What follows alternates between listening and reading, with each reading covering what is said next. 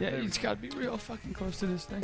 You do. You gotta be real fucking close. All right.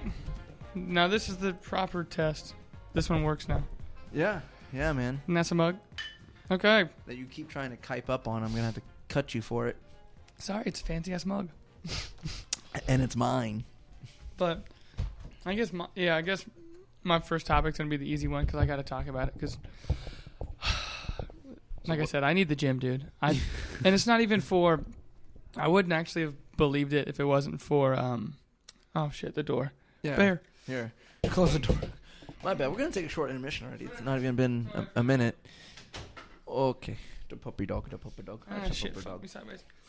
Because at first it was just like, okay, I want to go to the gym. I want to be bigger. I want to be in better shape. Mm-hmm. But now that when you go there regularly and you don't, now I don't have like the blood flow, like the just going in there. It's a whole different. It's like more of a mindset thing. So now I just downloaded a shit ton of like home workout stuff yesterday to bring home just to do something to get those juices flowing.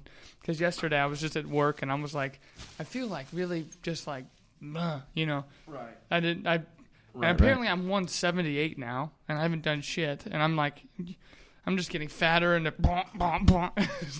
as the quarantine goes on, I'm just right. You're just getting wider in all the wrong places. But yeah, and again, like you actually opened my eyes to this. It doesn't necessarily have to mean going to the gym and working out, doing weights, even running. That's a massive cardio aerobic exercise there. You know, a lot of people don't realize how important running is. I mean, because it builds a stronger heart, which is the center pump. So if you want better aerobic exercises, right, run something. Don't skip leg day. I mean, shit. And don't. When I say leg day, I don't necessarily mean just, pumping iron with your legs. All the different leg workouts they got. I'm actually talking about do cardio. People want to skip cardio because it's difficult and it sucks, especially when you're not any good at it. Myself included, But and again, it's a good basis for everything else. Right. Well, and again, running was different when I was 130 pounds. It was a lot easier to run, so I can understand if you're heavier and running because it fucking sucks. But But even doing like HIIT cardio is really good for you. But it's just, I never thought that like, if you were to, when Madden is like an adult and he's like, hey dad. And he's like, hey, he's like, why is the quarantine so bad? And I'm going to be like, I struggled through the quarantine. I didn't have the gym. No gym. I didn't have, it was part of a routine that I wanted to develop for success. And it's just like a bunch of that's been taken out. Oh, yeah. Well, and there's something about it, like, so definitely, this is something that I learned from my Army experiences, is that there's something about getting up at the butt crack of dawn, being miserable as shit, going out and laying in a freaking wet-ass grass field, because I was in the South, so it's all sandy grass. It's worse than freaking Oklahoma as far as the water table is concerned, and you get out there and you're soaking wet every single time you get down almost. It seemed. I mean, it wasn't really that bad, was it? No. But I was also there during the fucking summertime, so that was horrible. Just fucking humid as shit. Just sweat pouring out of the. Sorry, the dog kept getting by my work computer. I was like, what the? He keeps attacking my socks. I'm like, it's not a real shark. It's just a sock. But like he's like this. But I'm like, stop. Something I noticed, and one thing I liked about it, and this is something that I felt, and this is where this isn't just a gimmicky mantra. Right. Really, when you get up and you do something like that every day. We only did it 5 days a week, guaranteed. Right. Now, granted, even on Saturdays and Sundays, we had to be out of bed by 8 o'clock. Right. So we really didn't sleep in by civilian standards. Right. But Saturday and Sunday were awesome because you could sleep until like 8 o'clock or whatever. I think it's the subconscious feeling that you're doing more work than everybody else on Earth. Right. Yeah. Drill Sergeant always said that. Drill Sergeant was like, oh hey, and then platoon sergeants when who all the different categories of cadre, like you get up and you do more than anybody else is doing right now. More before people, you accomplish more in the first 4 hours of your day than most people do in their entire day. Yep. You know what I mean? Like, it is a different mindset. It sucks. But it's weird. If they didn't say that, I feel like you'd still feel that way, which also just sets up the whole day. It's like, I think he's that really famous Navy SEAL guy. Jocko Willink. Yes. I love Jocko. And Jocko's podcast is great. He has one? Yeah. All right. Well, I have to look into it, I guess. Yeah. But is he the one who did the bed analogy? If you make your bed every day. No, that was a retired admiral. He may have. I don't watch all of his I haven't watched all of his podcasts. That dude's the bald guy, right? The bald, big head Navy SEAL. Bald, big, okay, that. And he talks really close. Vin Diesel from the Pacific. Yeah. Does he talk that low? Oh, he does. I am from the Navy. Like he's up on this and he's like, "You've got to be the best leader you can be," and he's really slow and very calm, and he's just like.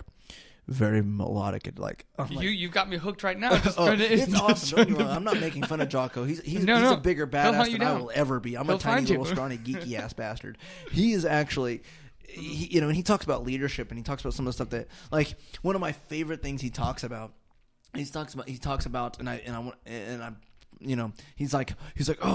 like You get to the SEAL, like you get done with BUDS, right, which is the SEAL training, right, basic underwater demolition school. You get out of BUDS and you think you're this biggest, baddest motherfucker on the planet, right? Well, duh. You show up at the SEAL unit and you're nothing special. Everybody's there has done what you've done, so you're nothing. You're still a piece of shit. Just slap in the face of reality. Exactly. You think you're a badass. Like, oh, I'm a SEAL. No, you ain't a SEAL yet. You've completed BUDS. Right. That's what he says. And I mean, again, I have no authority. I have no authority in that matter at all. I'm just a National Guardsman, so it's not even the same. But it's like that is an awesome way to, and that's one of the things he talks about. He talks about humbling himself because he's like, because he was talking about you're doing all the shitty tasks like cleaning the toilets and all that fun shit. You're doing all of the things that are just shitty. And you're like, I've went through all this training and here I am cleaning a toilet. Well, that's where it starts. That's where it starts, exactly. And because you're nobody to these people. These people have already done all that. They've already done their time. They've already been in the unit. They've already gone and done operations. They've done missions. Right. They've seen their buddies die and get killed and get injured and whatever the case might be. You're nothing to these people. Right. As far as experience goes. Now go clean the toilet, bitch. And it's the same. It's the same thing. It's the same thing for anything that you've completed any kind of like. And you get this people, especially the arrogance of people who go to like, Ivy League schools. They're like, I went to Harvard. Doesn't mean shit. Who gives a shit? It all comes down to hard work. Spend $500,000 on an education. Yeah, it's going to open a lot of doors because it's an Ivy, just because the name Harvard. But it doesn't mean you can program better than the guy next to you. Right. Well, that's my favorite, and I'm glad you said Harvard because The Social Network, the movie about Facebook. Yeah. Those two douchebag twins from Harvard, who apparently he stole the idea from.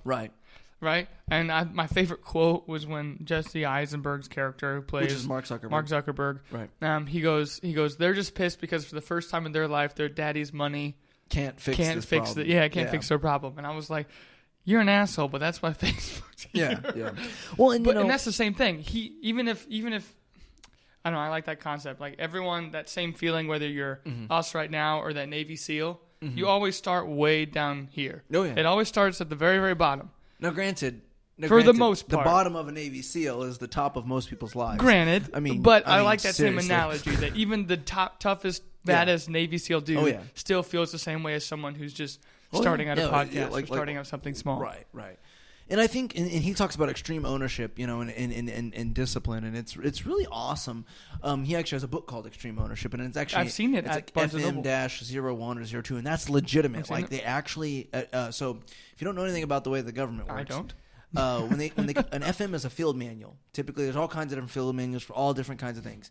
There's TMs, which are technical manuals, but there's FMs, which are just generic field manuals. Things like covert operations are classified under field manuals. Basic leadership of that makes more sense. Then there's TMs, like training manuals and all that kind of stuff.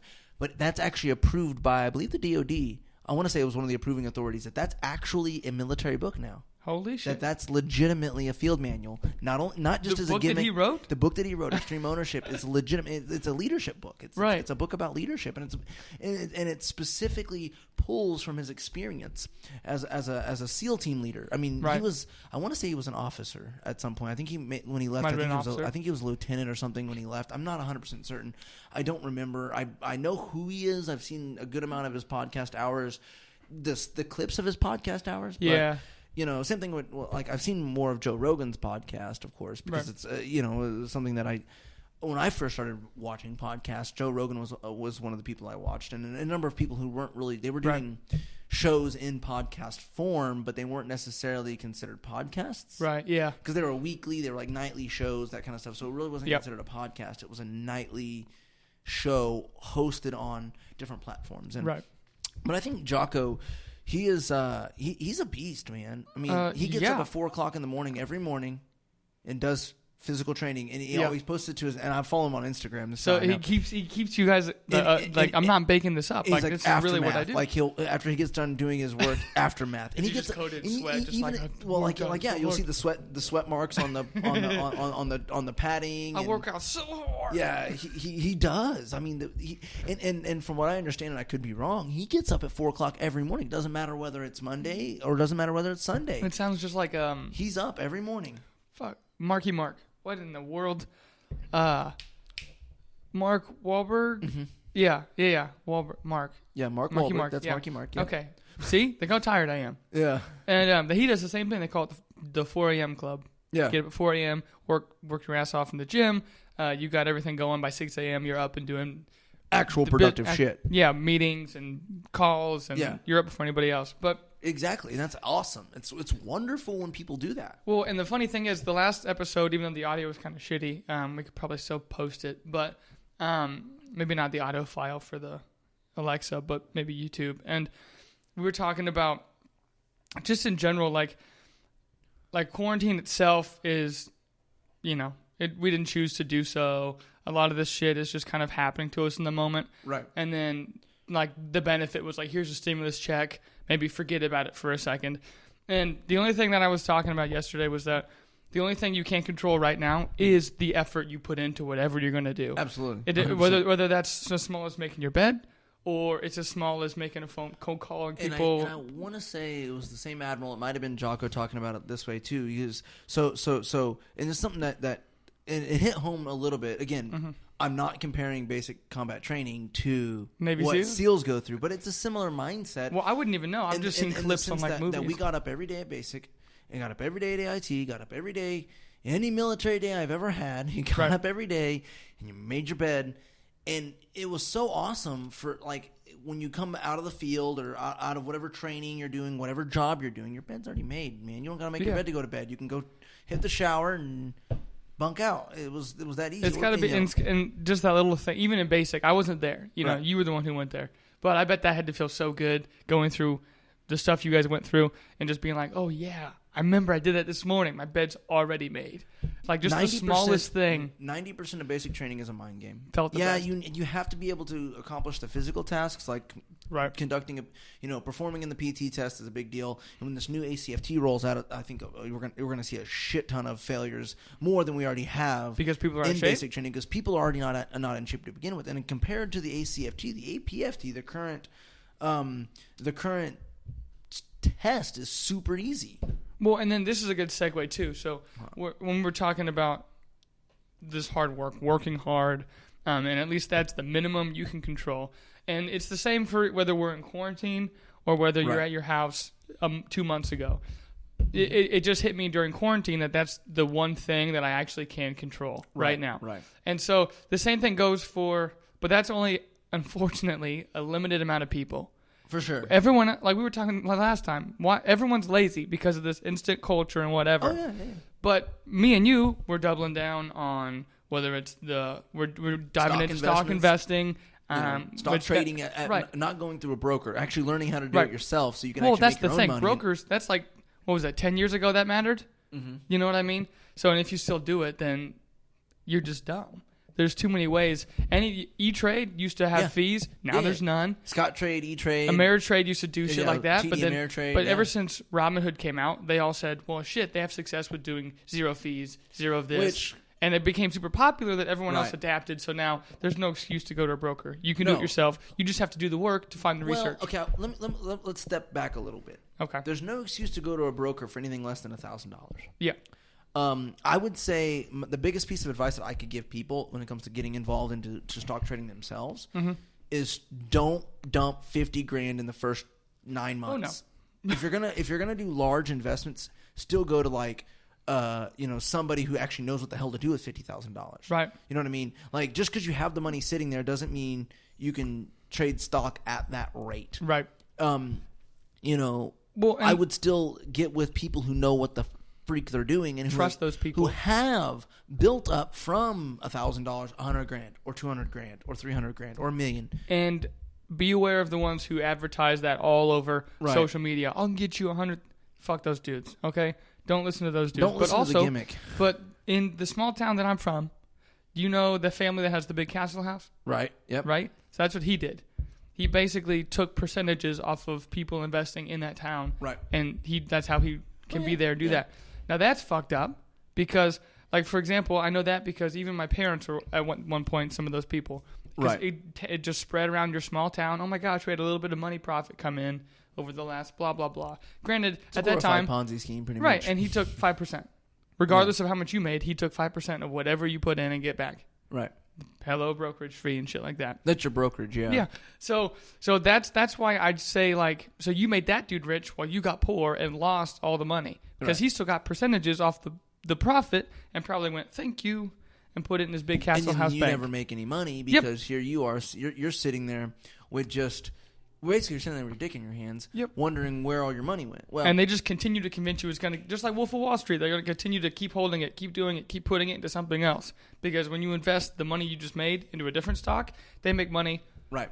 It's Wolf of Wall Street all over again. He did that, and I was just like, yeah, that's so messed up. Oh, yeah. But, I mean, if people are dumb enough. It goes back to the old saying, robbing Peter to pay Paul, but then you never pay Paul. You just keep it all yourself. You rob Peter, and then you just keep it all yourself. Paul's going to come back for an investment advice. Right. So it's one of those things where you can do it and start small. Like, one of the things that I started doing, and I'm still, relatively happy with that, is starting with stocks that are less than $1. Yep. I mean, especially penny stocks. Now, some apps like Webull require you to purchase anything less than $1. You have to purchase 100 shares of, which means if it's 90 cents, you're going to put $97 into it. Well, that's still a small amount. That's still not that bad. Yep. Depending on how much money you're starting with, that's not that bad. Right. And then don't be greedy would be the next thing. Obviously, right. What I typically do is I pick stocks and I run a report every day, and I pick stocks that I want to watch in that report. Right. And I look for my percentage. I want to know my profit margin percentage, my stable profit margin percentage. Mm-hmm. Right. Does it repeatedly make that? Which means that, so for instance, let's say it's a 20-cent stock. Let's say I want to make 5 cents per share. Yep. So I'm only going to make $5 on 100 shares. Right. Again, these are just examples. Right. Does it consistently go up to 25 cents a share and go back down to 20 cents a share? And how consistently? How often does it do that? And again, it's all variable. So one day it could do it, the next day it might. Even if it's done for 7 days in a row, 7 business days in a row, the 8th day it might just tank and go. But that's just funny. That's just the evolution of technology. Because back then, that they knew all the stuff because they read all the books. They went to school for it. Now, your school's right there. Right. The internet. The internet's wonderful. Dude, StockTwits has so many resources on there. Robinhood and Webull have the premium package. Not an endorsement, by the way. We just use their shit. Not an endorsement. Unless you want to. Unless you want to. But, and StockTwits has its own now. It has its own trading platform. I'll be damned. I have an account with it, but I don't have any money in it because I just haven't used it yet. I haven't had enough time to actually sit down and say, just Webull alone had so much information, just facts. It was too much for me. Right. Webull, I love Webull from an analytical perspective because it gives you so much information. It gives you so much.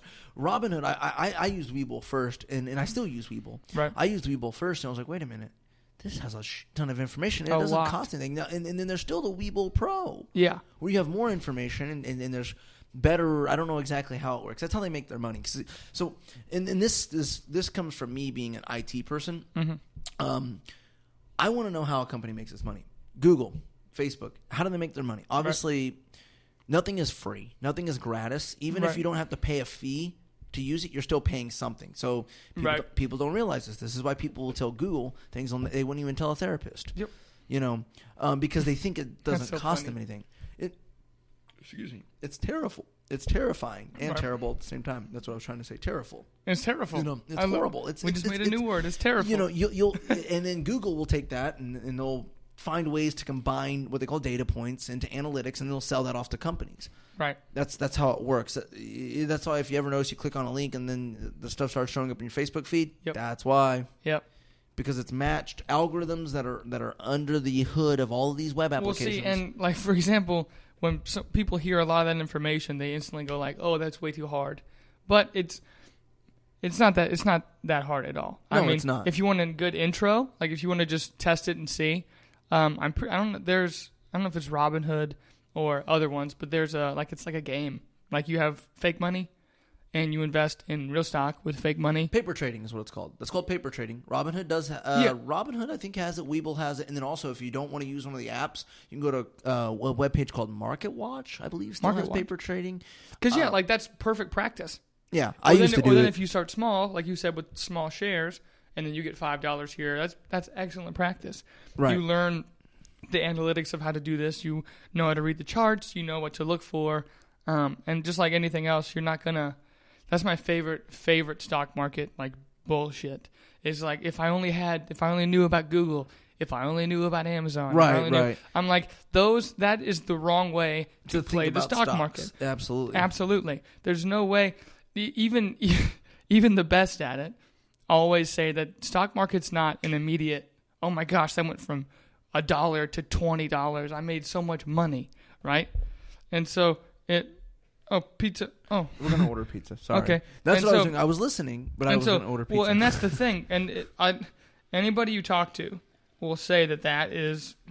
They're like, no, that's how you're supposed to. We just missed it. I'm like, or you could totally go long term. Right. Think about it the proper direction, just like all the professionals tell you to do. Oh, yeah. Look at long term funds. Look at what returns the last 100 years have made. If you want to know why people lose a lot of money in the stock market, it's because they make trades that are too big, too fast, and they try to be, this is going to be the next Google. No, it's not. Right.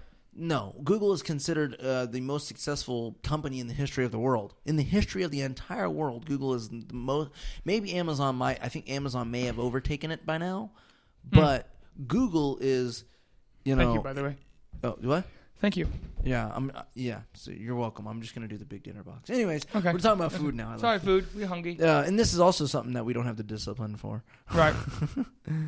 But that's another thing too. So, like, for example. No. So you have stupid. So with quarantine life, I'm considered very lucky. We both are, right? Because we still have the option to work. Some people are really shafted right now, so we still have the option to paychecks. Now, granted, our long-term goal is not to have to worry about those and make shit for ourselves and do the hard work. But other than the gratification of doing it, and those little successes that get you to a point where you're like, yes, okay, we can keep going.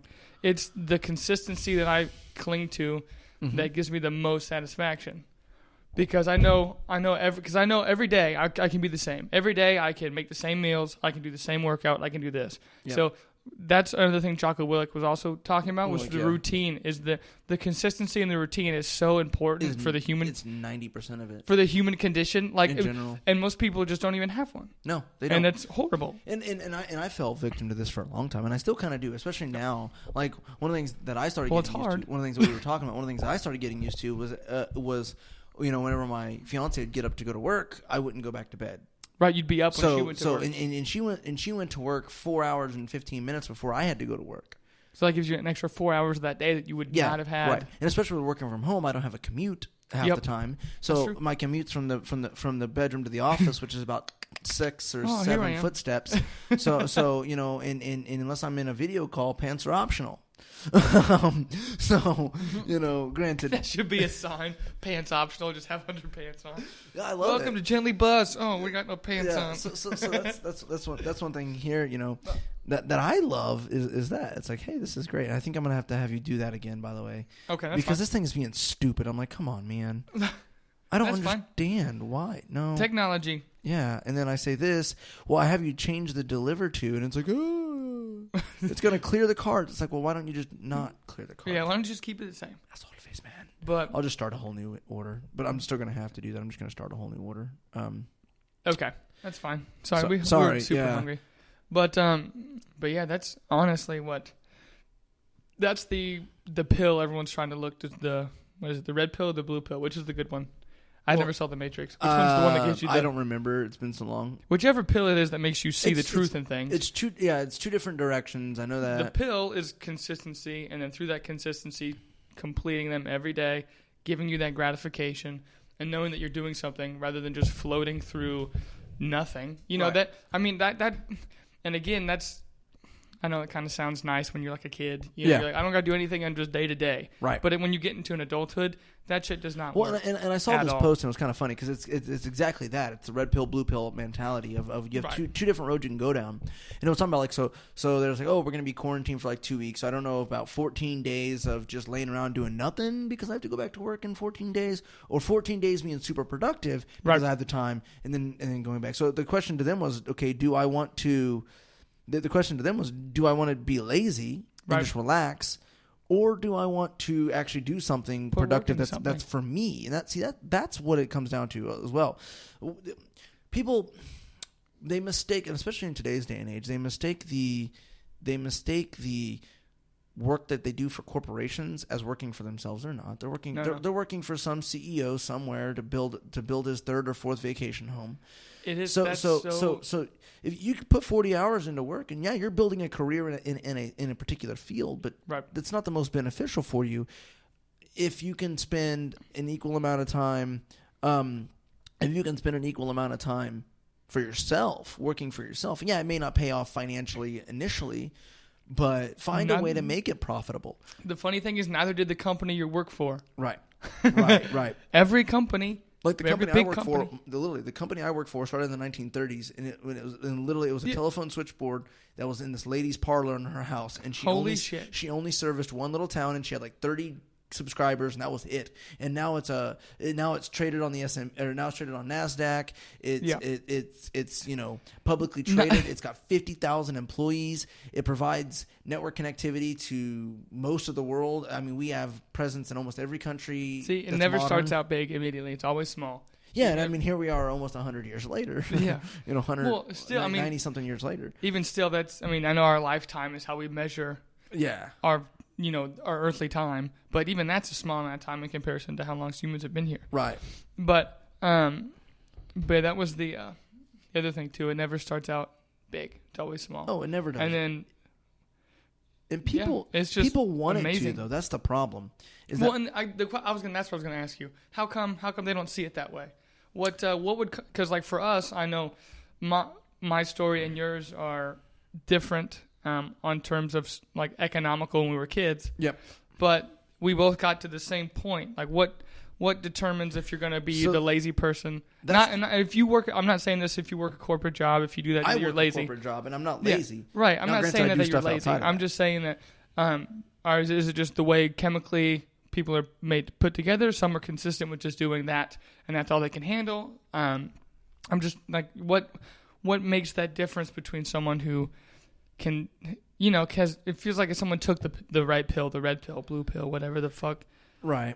Yeah. What's like, I've thought of that for so long. What makes someone different in that aspect? Is it something has to happen to you to change your mindset, to shift away from understanding that that's not for me? Or is it more of just like, I don't know. You just see the light finally. It's hard to. And that's a good way to explain it. You see the light, and that's a good way to look at it. Is that, hey, I saw the light. I saw the error in my ways per se. I mean, that's honestly 90% of it. Is you saw the error in your ways. So and that's what I was gonna say. Is like so like you said. How did you and I get to this point? Right. You know what I mean? And it's really more of a question of what decisions did we make to land us in the same position. Yeah. A lot of it comes down to that. It's some of it's luck of the draw. Some of it's being specific in what you're doing. Right. That's a lot of it too. It's being specific into what you're doing, and a lot of people don't want to do that. They don't want to. They don't make decisions based upon the anything. Hold on a second. Just give me 10 seconds. No, you're fine. Minimum. Hey, I started Audacity, didn't I? Yes, we did. Okay, thank the Lord. We're good. I think I forgot. No, I want to change. Yep, there we go. That's actually what I want to do. Well, because it's not even. Yes. So, but I'm trying to figure out, because I was going through my phone yesterday, and that's what I was talking about when I was feeling that I need the gym really badly to work out, because whenever I went to either work out or do the fighting. The training, just some kind of physical training like that. And, dude, Joe Rogan is a genius when it comes to talking about that, because as soon as I started doing it, other than getting fucked up in the head, like, if you go against people that you're not, like if it's me and I'm like, I'm going to show up for some classes, let me spar this professional, you're not going to do very hot. So don't do that. And he said that's why he doesn't like sparring in general as well, because of how many shots he took to the head. And they would just get right back up. But the thing is, I was going to say, because I need my buddy on this when I tell you. Because when yesterday I was going through my phone, and I was just going through pictures trying to delete some shit. Yeah. And I found a lot of old pictures of the last 3 years probably. Right. Old apartment pictures, videos of, us doing stuff. Yeah, video games and dinner and, all that kind of stuff. And it was just like I understand like the aspect of hard work. Right. I understand that's super easy to grasp. The hard part is not looking back and missing it, because I was gonna say I got super just like for about an hour or two, just like super, not necessarily depressed, but like upset, right, sad. I was like, well, how could I have missed all of these beautiful moments, right? Like when I see them, I go, I'm glad I had that captured. I'm glad that's captured. But then I was like, you had no idea. Like you don't. You have no idea, and it's super upsetting. And I don't know if that's just me or that's part of being human, or because being 2020. Because it was the old apartment, and then just no cares in the world, living in the apartment, having a good time between me, you, and ex-fiance basically, right? Yeah. Those all popped up. I saw Madden grow up on my phone from being a kid to where he's at now. And it was just like, where the hell did time go? Where'd all that go? Right. I missed all of that. And I don't know if that's just part of the human condition, that you're built just to go, not look back, but go forward, not dwell in it, because of exactly how I felt. I was like, dude, I just have to go to bed and shake this off. As soon as I got home, I said, I got to go to bed right now. This shit's going to go away when I wake up. I know it. But I just got so... That was my issue last time when I had the problem in August around there. Yeah. I couldn't get out. It was just stuck. And then so I was like, come on, bounce back. A lot of it, too, is you have to catch it before you get too far down that slope. I mean, my slope lasted... Let's see, I met you probably 4 years ago. Also, just to let you know, we looked like bums a couple years ago. We did. Dude, like, you seeing me, I had, what? You can tell when people aren't doing all right. You can look at them and be like, that guy looks like shit. Like, I could see your face, and I could see, mine had no beard on. I was a shaved little stupid college kid, and who was 20, no care in the world, nothing to go off of, nothing to do. And I could just see it on my face. You could tell I was still a fucking kid. Yeah. Like, you could just see it in my face. And for you, it was hard to explain because you used to tell me, but I didn't see it at the time, and I see it now. I can see serious, like, pain in there. Yeah. Like, even in pictures of just you standing there. I have a picture of you. I just snapped of you, and you're kind of smiling, and I'm just like, dude, if I would have seen it the way I saw it then, oh my gosh. There's a number of things, too, for you don't feel bad about at that time. Because at that time, you had learned what alcohol was, and that was kind of a good and a bad thing at the same time. Yeah. But then you also learned how that you can be kind of yourself. Yeah. And now I'm not going to let you do anything unsafe or super illegal. Right. But you could be at least yourself, around me and around our friends. When normally I couldn't be myself around people like my family or any of that. Your family, they're like, "What's wrong with you? Why are you acting this way? Stop doing that." You couldn't be your own person, because as soon as you went against what other people, which we got around that now. So and that's a lot of it right there. Is that you have to, like, you can tell when people are not themselves. And one of the things before we kind of got sidetracked, and again, I do apologize. I haven't been fully attentive because I've been trying to get us food ordered too. Yeah, it's fine. I'm hungry as fuck. So I try not to order the food. So no. So one of the things that we do as people is when you start getting into that thought process, that mindset, you can get stuck there very easily. It sucks.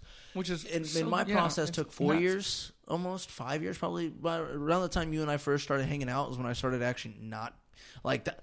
hanging out with you brought a lot of that out because, and I think, and this is going to sound a little gay, but I don't mean it was the best give and take. That sounded gay. That sounded really gay. but it gave me a purpose other than waking up and just existing. Like my life, I can say that couple years, that more than a couple years before I met you, my life wasn't a life, it was an existence. I got up every day. I went to jobs I hated. Yep. Making shit pay. And then I, it was just an existence. It wasn't a real life. Right. And then so being with you and being around you, I think pushed me to be a more, how do I say this? Gave me something to do. Gave me a reason to get up in the morning. That's a great compliment. I was going to say something like beautiful, like poetic, like you taught me that I can be me. And I taught you that's okay. And then we kind of merged that way. And then the opposite, it was like yin yang. And then you taught me this is what finances look like, you asshole. Right? This stuff ain't cheap. Like, life's hard, okay? But I'm here for you if you ever need me. This is something that I want you to understand, too. You gave me somebody to take care of when I couldn't take care of myself. Right. So you gave me a purpose beyond just being here.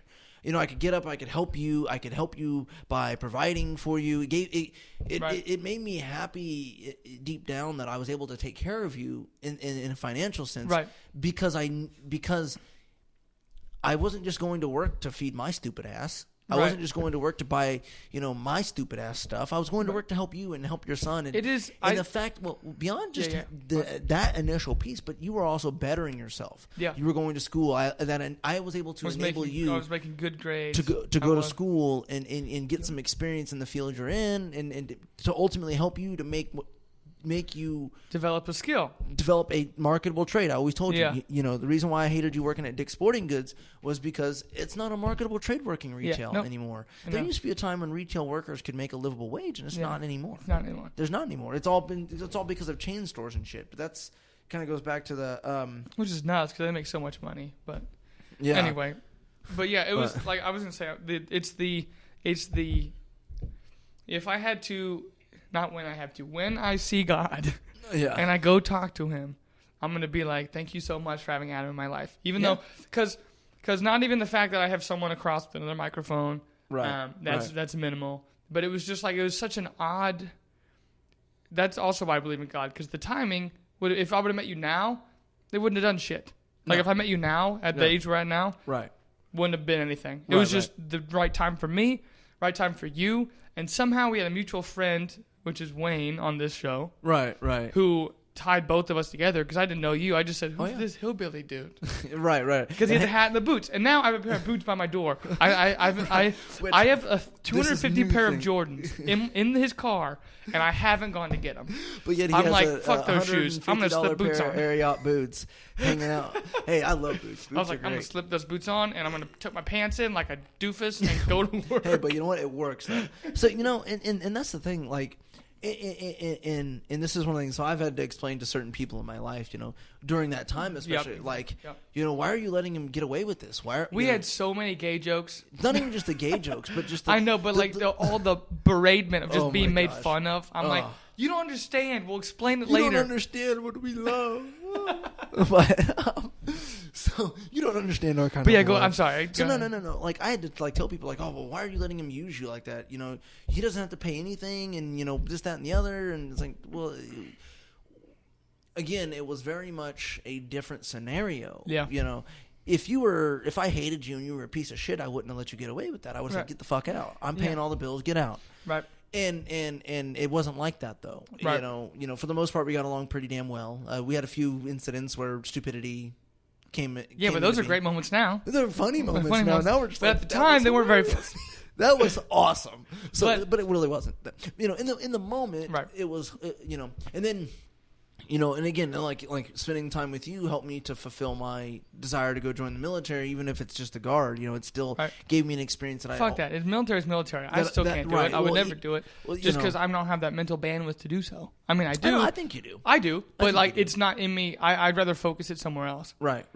And I think the military, from my experience dealing with TRADOC, which was horrible, just like everybody's, it really wasn't all that bad. Honestly, dude. And drill sergeants also said this too. Is like, hey, you're gonna miss this at some point. You do. You're going to get done with basic training. You're going to miss it. You're going to miss it. Is it the consistency, the schedule we were talking about? I think it's all of it. I think it's the fact that some of it also is a laziness. Human nature. Too, which is ironic because you don't have to think about anything, man. The Army's easy. They tell you everything to do. Especially if you're going to get up this time, do this, get go up, to this, go to that. Be at this place at this time in this uniform. That's it. That's it. You're if you want to succeed in the military, do those 3 things and pass a PT test, damn it. And you'll be fine. And you'll be fine. And, as long as you're doing the right things there. I think that's also a factor of why people don't value. They don't see it through the way that we see it because people saw it as they said, "What's the most important thing in my life? Money." Right. He's wasting his money for this kid to be here. Right. Kids. He was 3. Right. He was 3 or 2 and 3 at that old apartment. Right. He's like, you got 2 dependents now, wasting your money, blah blah blah, and it was just a lot of people think that same way. Mm-hmm. It's about what can I put my brain into physically that I can believe in? Money. They're thinking in that moment. That's useless. Yeah, that's a absolutely waste of money. Because do you think about the money you wasted there? I don't. No, I don't. Like for example, it a waste. No, exactly right. That's the value people go. Oh, you wasted that much money. But how much do you longer feel? would I have been in that shitty place in my own life? How much longer would I have just been being a miserable pisshead? Right. So how much longer would that have gone on? Yeah. It's if it's God knew we both needed lifestyle changes. Putting money behind doesn't matter. Yeah. Learning, and that was something that was hard for me too because I grew up with that. I grew up with money is important, and it is pretty important. It's important. It's important not because you can bring happiness, but money, being able to acquire money it does help you with making your quality of life better. I see what you're but going it cannot make you happier. No. Money can buy things, not experiences and not love. And people say, well, what about vacations? Well, I mean, that's true too, but you can buy vacations with money. Well, it's not because imagine if you could take a vacation. Well, no, imagine if you could take a vacation every week. Right. It's not a vacation to you. It's just another Friday. Yeah. Right? Right. Oh, I'll just take the plane to go to Europe or something. Not now because of the coronavirus. But that's why that's also the important thing about that too is that there's my favorite Gary Vee. Yeah, Vaynerchuk. Right? Yep. He was saying, I know people who are worth $40 million of their dad's money who are in their 20s who want to kill themselves. Yeah. They're so depressed they want to die because they have built nothing. They never have to work for anything. Right. So money doesn't mean shit. And he goes, I have so many people who've worked hard to make $70,000 a year who are the happiest I've ever seen. Have 2 weeks vacation. Yep. And so it's just that, and again, you have too many YouTube stars who are, there's a lot that are starting to commit suicide. I think that goes back into what we were talking about with me is that I could go to work, but it meant nothing. Right. My work meant nothing to me. Yeah. Without having you as a responsibility ultimately, and this is what Jordan Peterson talks about. Dr. Jordan Peterson, he talks about this all the time. Genius. He talks about exchanging. He talks about young men. Development of young men is super important, and young men need to pick up a cross and bear it. And if you let them choose that cross, within some parameters, right, they will bear it. That you're exchanging freedom, if you will, for responsibility, and it gives you something more in return. It gives you a value you never had. It's worth more than you could ever imagine. And I think that was a lot of it. Well, that's how I exchanged that freedom of I have money. I mean, I don't have to live in this apartment. I can live with my parents and trust me, before I moved to Tulsa, I did live with my parents for a year after I got back from the military, and it was miserable. I mean, I love my parents. Don't get me wrong. We're not saying that. I did not feel very good about myself for a little while there. Well, who's the biggest douchebag you can think of? It's those kids who are like me, 20-something, no responsibility, have nothing to do. They have no drive, no ambition. They have nothing to do. Fuck everybody else. I'm gonna do whatever I want to do. Right. It's the worst human being. For sure. It's the worst human being. Young adolescent dudes with no motivation, responsibility, or goals. They're the worst humans on earth. Yep. And they really are. I mean, because again, it goes back to what I was saying. They're basically what I was. They were existing. Yeah. Or it's kind of like from Hangover, part 2 and 3. Which one? What's his face? Galifianakis. Alan? His character. Alan.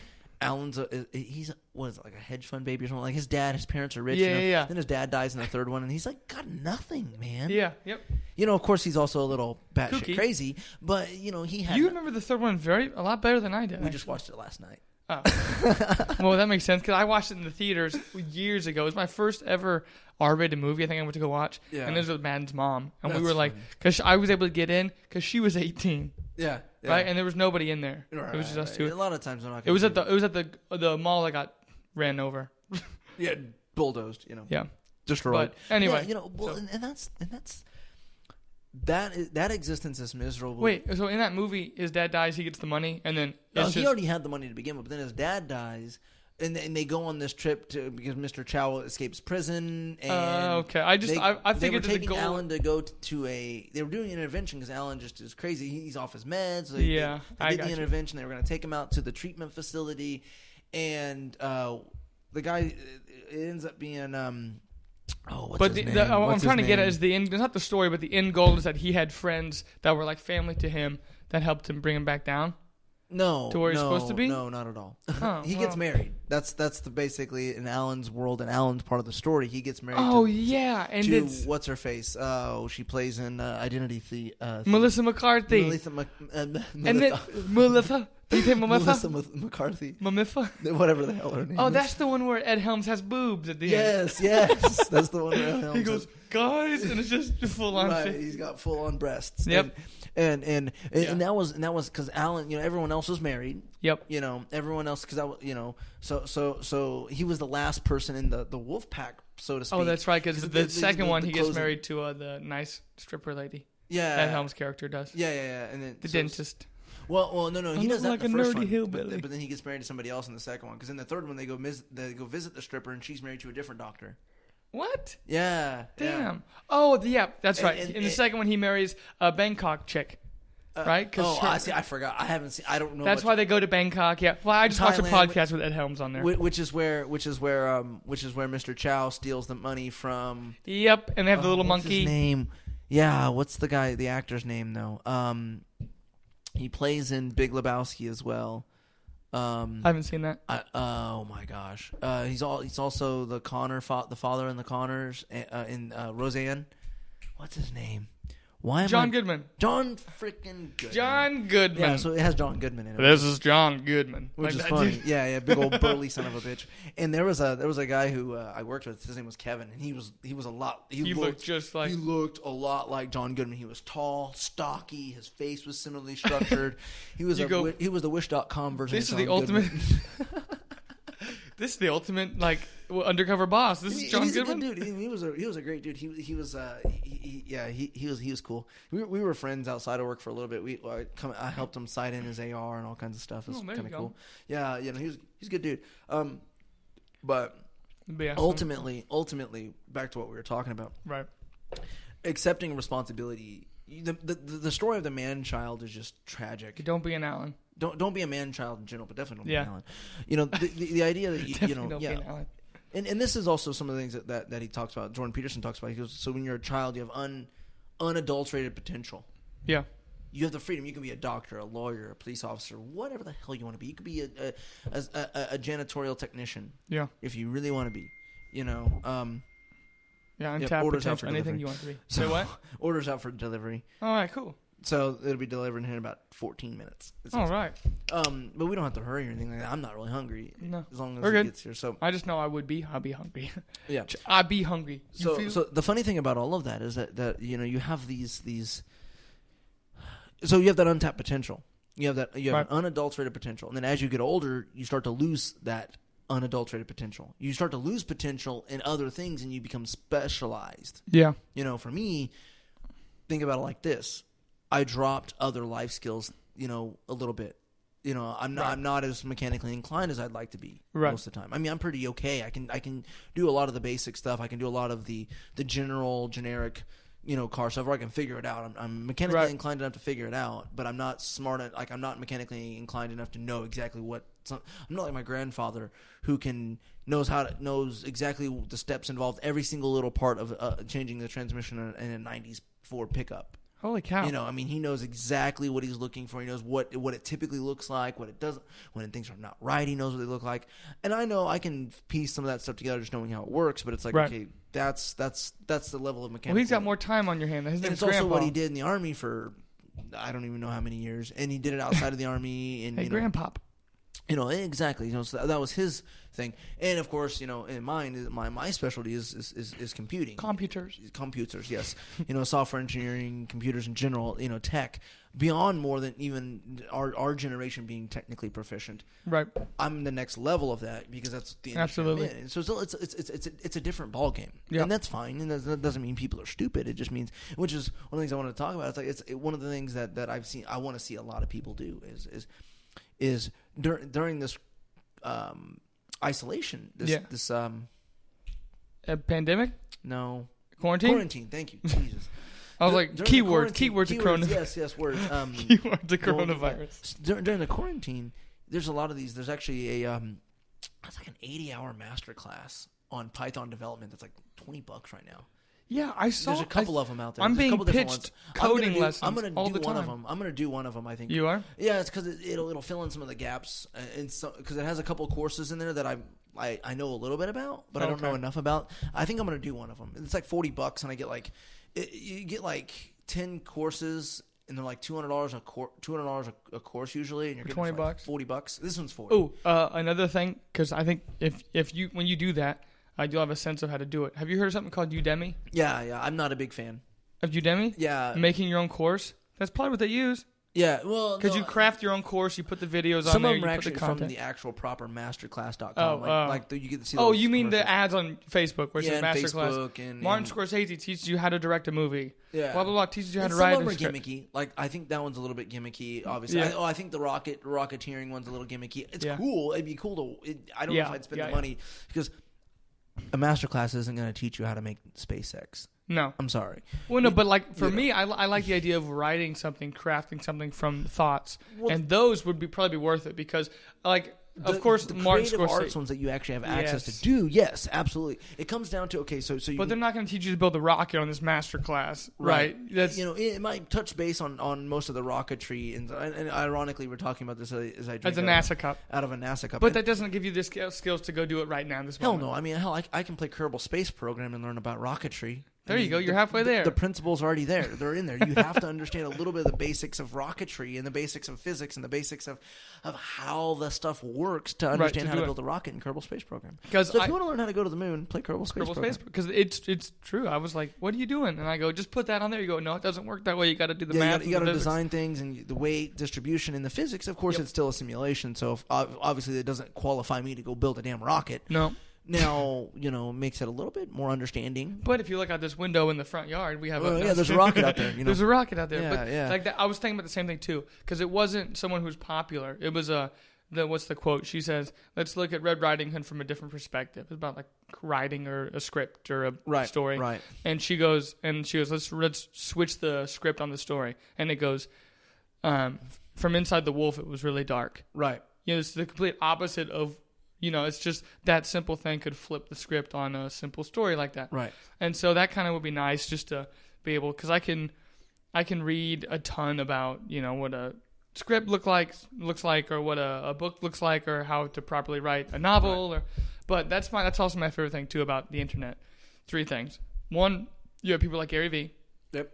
I guess 4. Gary Vee and people like that. You have Joe Rogan, who has a podcast, and then Jordan Peterson.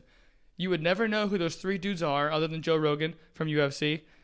And I saw Joe Rogan on Fear Factor. See, I never saw him on Fear Factor. Yeah, I didn't know anything about UFC until you started coming around. I mean, I knew it was out there, but I didn't know Joe Rogan was. It was that big of a thing. Yeah, I don't really watch sports like that. Well, and I don't hate it. Right. I hate the fact. But like that, you think of him as this UFC guy, right? And then he has so much more depth. Right. The internet opens up the depth of individuals. But then you also can get on Instagram and just waste your life looking at Insta models. Yeah, fuck Instagram. But I like Instagram because I have the right pages on Instagram. Yes, but most of it, 90% of it, is mostly fake. Most of what people and I can't use for stand social that media. shit. Yeah, for sure. I cannot stand it. And that's social media in general. Yeah. You take. Well, I'm on. So we'll diverge. Go ahead. Those people, and then on top of that, you have because like Joe. That's how Peterson got to be involved. Yeah, dude, so many people. When Peterson hit the scene, everybody. There wasn't one person who didn't look at it and go, "Holy crap! How did I not know that?" Real quick timeout on the Peterson thing, Jordan Peterson. he had been putting content on YouTube for a very, very, very, very, very long time already. He had hundreds, I think, or thousands of hours of his lectures already on YouTube for his students. Yep. But when the controversy of Canada's Bill C-16 came out, he spoke against it, and it blew up, and then it propelled him into this universe, and then he, and one of the things I love about Dr. Jordan Peterson is he's a down to earth guy. I mean, he's just like you and I. And I know his story is kind of tragic. Yeah, but it just proves that we're all human, you know. And I saw did you see the last video that his daughter posted about a month ago? So they said he almost on YouTube. YouTube on his channel. So I was listening to his podcast, and she said that the next time that the video shows up on his channel, it'll be him addressing everybody about after this whole rehab thing fiasco, the Russia rehab, which fiasco. also made me think about like when I had my medicine. I was like, oh my gosh, that could really mess you up. Right. You think they're qualified because people say they're qualified, right? But they can be like, but how many people they are just set a dose, and turns out the dose was too high. Yeah. I was a numb zombie, you know. Right. And then they're like, but then by that time, if it's too much, you could literally. You can mess you up. It could also build a physical dependence. If you need medicine, take your medicine. Like I told you. Doctors are doctors. And I told you at the beginning of that same thing. I said, hey, I'm not a doctor. I don't know anything about that. I do know that they're highly addictive. Mm-hmm. You can build physical dependence upon them. Well, and it was they so will turn you easy. into a shell if you're not taking the right dosages. Well, because I was like, oh my gosh, I'm kind of stressing out when I got to go to the grocery store. Yep. I freak out and have to leave. It was just because it felt like the world was kind of crashing in. I was stuck in that spot we talked about. Yeah. And this dude was straight up ready to write me a prescription for Xanax. Yeah. He goes, also, it's very addictive.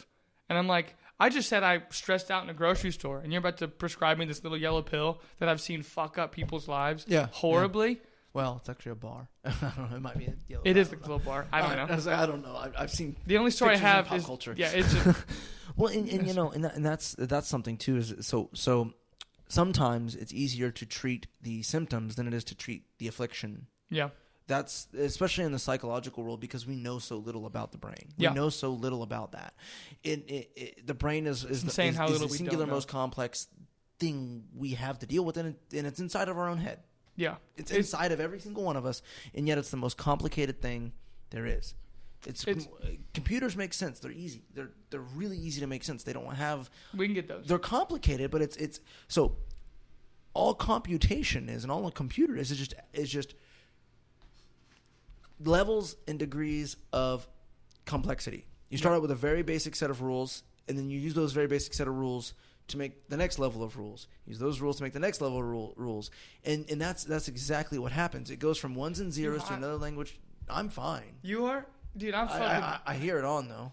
Okay, cool. So I was like, I'm fucking burning up. So, well, that's also because I think that and, that. And, probably, yeah. I don't know. I'm wearing sweatpants. Let me roll up my pants. Yeah, roll up your pants. But anyway, so it's just... And the human brain is different. It's a lot different.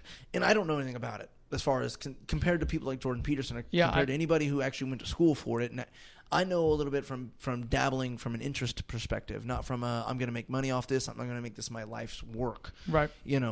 And that's the thing about the human brain is that it's hard. It's the same thing with cancer, or like and a lot of people don't realize this. Cold medicine doesn't help you get over a cold faster. It eases your pain. Yeah.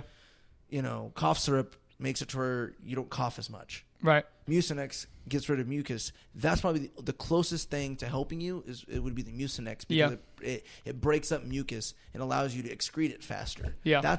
That's actually treating a symptom, but it's also treating part of the problem too. Right. Because mucus keeps, mucus, the whole purpose of mucus in the human body is to capture things that are not supposed to be there. Nasty and black can just get caught there. Yeah. It captures things that are not supposed to be there. So. But it's just, that's. Okay. Thank you. What's that? Pizza's here. The food is here. Yeah, the big box, baby? Yeah, the big dinner box. Yep. Nice. You were like, thank you. Oh my gosh. So and that's the thing. It's like it's easier for them because here's the alternative. If they wouldn't have prescribed those to you at all, here's an alternative. And it's a pretty grim alternative. Yeah. Go crazy, you shoot yourself. Yeah. Or you can take the medication, stay on it for too long, and shoot yourself. Yeah. Because you're numb.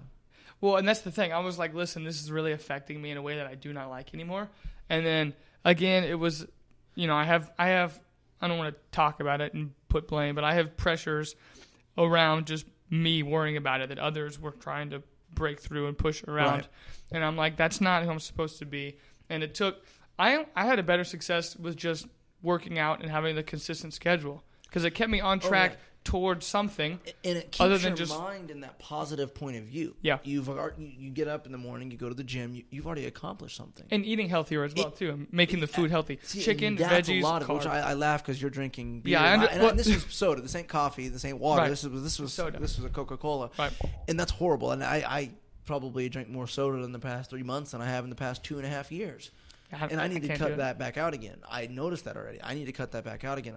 But see, that's the thing is I also drink way too much coffee. That's why also. But a little bit's good for you, right? A little bit is good. Like a cup or not a pot and a half. Yeah, that's probably bad. That's probably pretty bad. Mainly But because the it's so acid. good, It's mainly though. because the acid, the caffeine levels. As long as you drink normal coffee, isn't super horrible. It'll get you jittery, but Okay. it's not as bad as like energy drinks. The reason why they're so bad is because it's like taking a freaking. I think the average energy drink, I want to say, has like 3 or 4 cups of coffee worth of energy in it or more. Yeah, well, I mean, I think this one right here has, I'm not saying which label. What's the caffeine on it? But yeah, it's so this one has 120 milligrams of caffeine in this 12-ounce can. But I know for a fact the other ones we drink with the fancy colors and that one, that has 350. Yeah, it's a lot more. So the average one cup of coffee has 95 milligrams. How much did you say that had? 130. 130. Yeah. So okay, it's not. It's actually right it's a little bit less than twice then. An 8-ounce cup. Now, if you drink, like if you're like me who drinks more than 8 ounces of coffee in a day, I drink like, a lot more than 8 ounces of coffee in a day. You coffee addict. I drink, a shit ton. That's not good.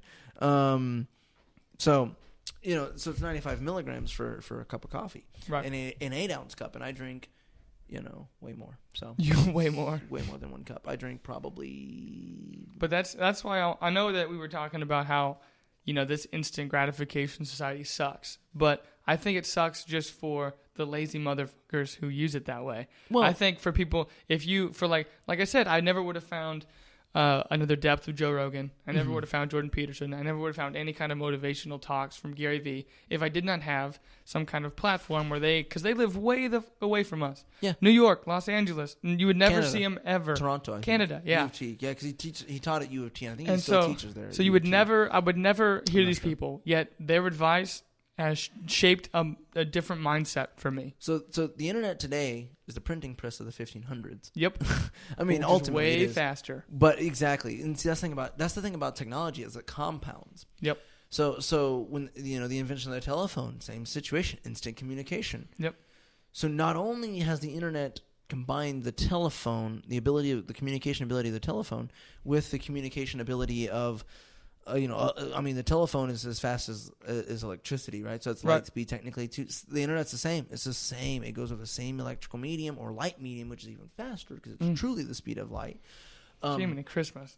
It's insane. It's absolutely insane that you can access internet resources that are halfway across the country in less than a second. But that's also the other aspect too. Excuse me, not the country. Because for example, when it came to, I don't know about maybe like if you think about real estate, you're stuck to where you're at.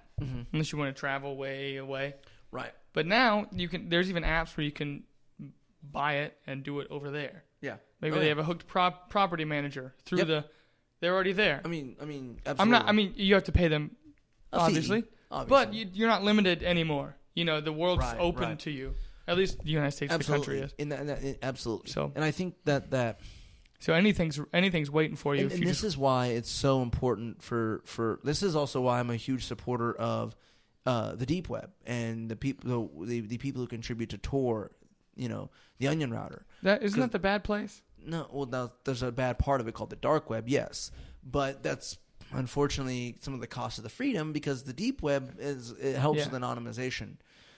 With the internet, when you're traveling the ClearNet, or plain text, the normal internet, all that's logged and cookies and different kinds of information gathering tools.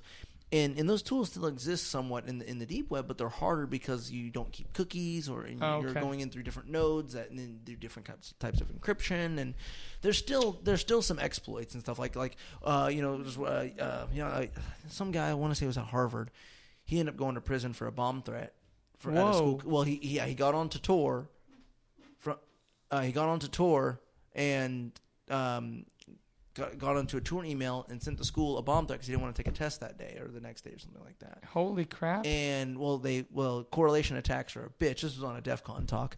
If you've seen the video, you probably know what I'm talking about. This guy who's correlation. Well, I haven't. The FBI and the school and the police department, whoever it was able to correlate that he was the only user on the school's network who logged into a Tor node at that time. Holy shit! And then he folded because they brought him this bit of correlative, because correlation doesn't mean causation either. Right. And instead of following that principle, he got afraid and just folded. If he would have kept to his guns, he might have been able to get away with it. Yeah. If he would have just said, "No, I browse Tor all the time." How badly do you get in trouble for that? That's a terroristic threat. Even if he didn't mean to, it's still a terrorist. Even if he he wasn't going to do it. Which means it gets rid of conspiracy. Right. But it still was considered a terroristic threat because what did it do? It instilled terror in the faculty. And he went to prison for like 5 or 10 years. For the bomb threat? I think so. Yeah, let's look it up. No one threatened any. Well, there was a kid who did that at our school. Technically he didn't do it. He wrote it on the bathroom stall in big letters. Yeah, Harvard Tor bomb threat was. I remember that. FBI agents tracked despite the Tor. And this is back in 2013 because, that was also something too. It's like, hey, stupid ass, they're gonna track the Tor entrance node. They're gonna know that you went to the Tor entrance node because they can track that part of the traffic because that particular leg is still the internet. Right. You have to use the normal internet to connect to Tor. That's how it works. How many years did he get? Eldo. Yeah. Eldo anything you're gonna get good and bad. It's just the way you look at it. Just like you can use a lot of that stuff I found on Instagram. Like you said. Okay. So it wasn't as bad as I thought. He did get caught. Okay. They realized it was. They realized it was whatever. Bogus. He was under the he got on diversion for it, and he was confined to his home for 4 months and will complete 750 hours of community service and have to pay restitution to the law enforcement agencies active in responding to his bomb threat. So basically, pay for their time. Pay for the time it took the FBI. Well, for that Harvard rich boy, it's probably held on earth. Yeah, probably. Well, and this was 7 years ago. This is in the past now. Right. I mean, I'm just saying. I think the diversion. So since he went on diversion, if I understand the legal concept of diversion, I don't know if he still is considered, because that's a felony offense. I don't know if he's considered a felon or not. I have no idea. I know typically diversion means to divert the sentencing. Yeah. So you don't go to jail for it, but I don't know if it means to divert the whole sentencing too, like not just the sentencing, but the punishment, but the sentencing as well. I'm not sure. Right. But he had to pay restitution, which is whatever. But for him, it was probably a drop in the bucket. For him, he had to do 750 hours of community service. But you got a slap on the hand. If you and I did something like that, we'd probably go to prison. Yeah, that's horrible. Because we don't have the money. Yeah. And again, good and bad Harvard, everything. And it was a really stupid thing he did for a really stupid reason. For a test? Yeah, I mean, and this is where internet law is so screwed up. What is considered an internet crime doesn't make sense half the time. In order for things to be a crime, there has to be a victim. Yeah. Right. Yeah.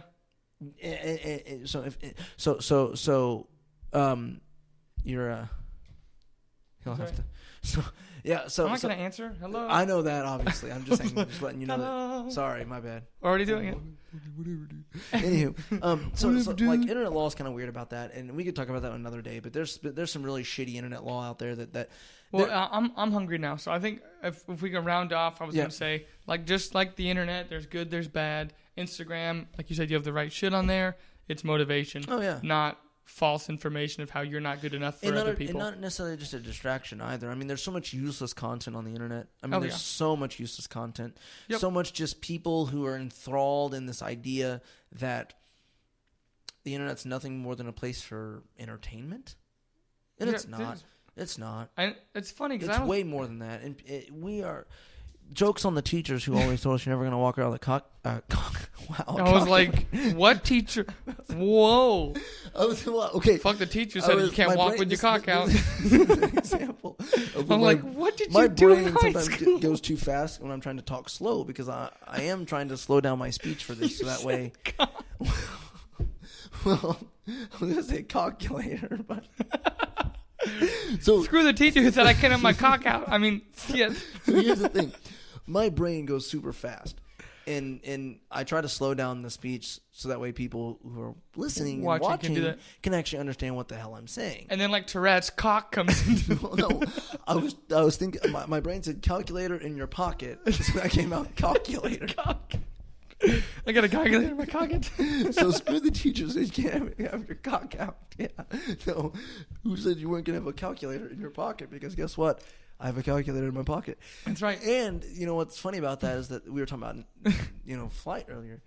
There's more computer power that I have in my pocket. Big ass phone of yours. Landed on the moon. I always remind people that it's so amazing to think about that the technology that we have now. We're so fucking spoiled. Is way more. I don't know how many times more. I know that the computer that landed on the moon only had 4,000 bytes of memory. Are you shitting me? And we have gigs in here, gigabytes. So dude, I think mine's like 160 or something. That's 1,000 times 1,000 size. Well, then we also have the cloud. Then we have the cloud. Yeah. Well, I'm not talking storage. That's memory. That's RAM. So it's like we have 64, and then you have storage space, which is like 64 gigabytes. It's so crazy, dude. That's nuts. But anywho, yeah, let's yeah. But no, I was gonna say, so just to round off, like you can take either approach. You can say life's shitty, the internet's for entertainment, bullshit content. What's my life worth? Nothing. Bad. That's the bad. And the good, you can do what we did. Good Instagram. You follow people who motivate you, not discourage you. Yep. And then you find something and work on yourself, whether that's if you're into meditation, if you're into reading, if you're into learning, just.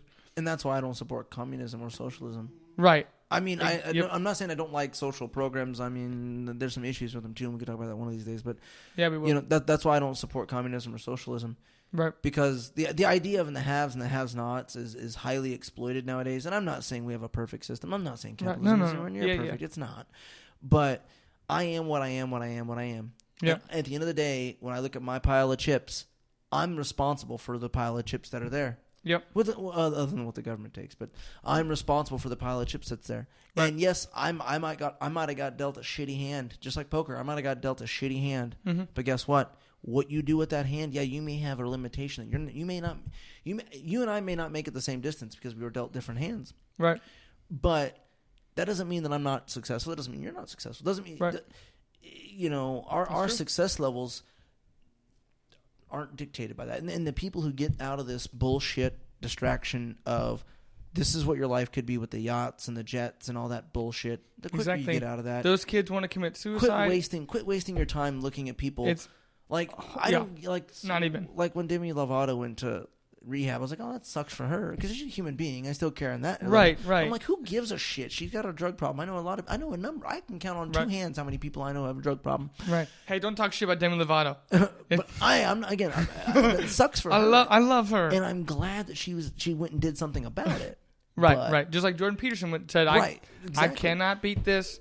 But this granted, I'll tell you, sorry, Demi, but if I had to choose between you and Jordan Peterson, I choose Jordan Peterson. He has produced more for academia in the right direction than she ever will. That is very true. Now, granted, she does. We were talking about culture last time.